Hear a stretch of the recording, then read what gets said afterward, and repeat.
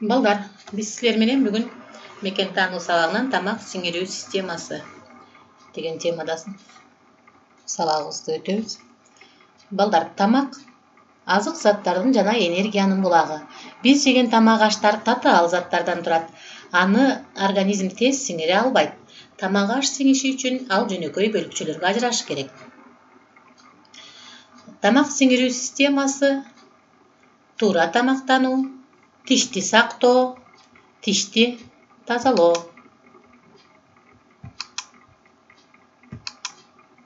Тамак сиңирүү системасын карайбыз, балдар. Тамак сиңирүү системасында сиңирилет. Аларга ооз, көңдөй, тил жана тиш кирет.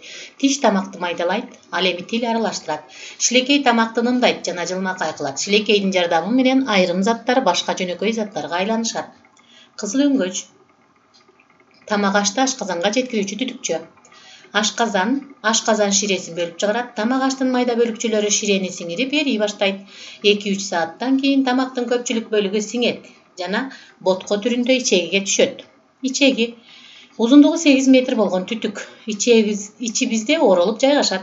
Бул жерде тамак аш ичеги ширеси өт менен аралашып биротоло эрийт. Алар жөнөкөй заттардан турган суюктукка айланышат. Андан кийин аш болгучу заттар ичеги аркылуу канга барып, кан менен денеге тарайт. Сиңирилбеген тамактар сыртка чыгат. Боор майларды эритүүгө катышат. Ал майларды, белокторду, углеводдорду топтоп канга бөлүп чыгарат. Бирок канды зыяндуу азыктардан тазалайт. Туура тамактануу адамды дени сак алып жүрөт. Туура тамактануу үчүн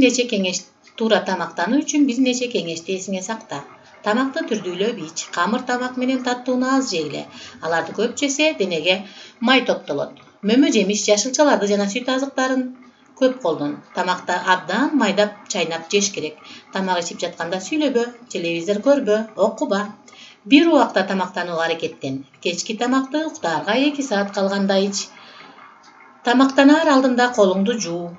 Жуулбаган мөмө жемиш, жашылчаларды жебе.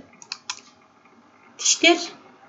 Биз туура тамак сиңирүүдө тиштер негизги мааниге ээ экен, балдар. Тиштер тамакты майдалап чайнаганга бизге жардам берет экен.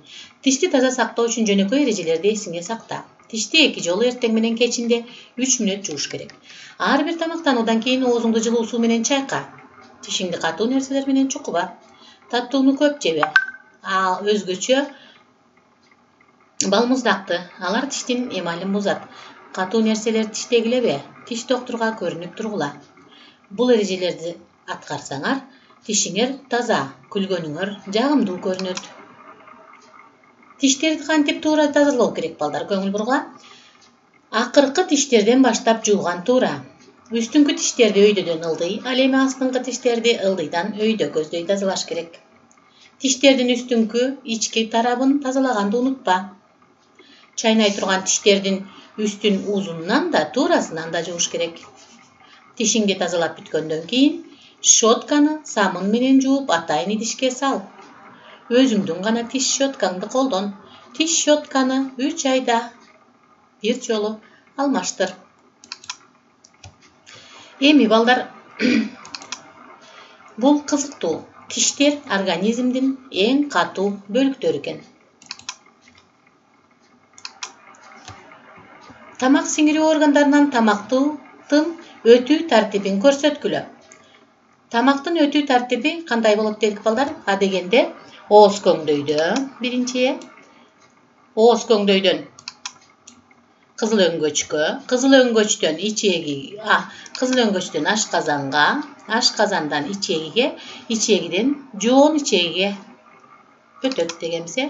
Туура дейт. Андан кийин чоң кишинин туруктуу тиштеринин санын көрсөткүлө. Чоң кишиде канча тиш болот, балдар? 32 деп коелу мына. Кана, туура азаматсыңар. Адам эмне үчүн тамак ичет? Чоң энесин каттатпоо үчүн, азык заттарды жана энергия алуу үчүн, күндөлүк режимде сактоо үчүн, азык заттарды жана энергия алуу үчүн. Туура экен, балдар. Эмне үчүн ар түрдүү азыктар менен тамактануу керек?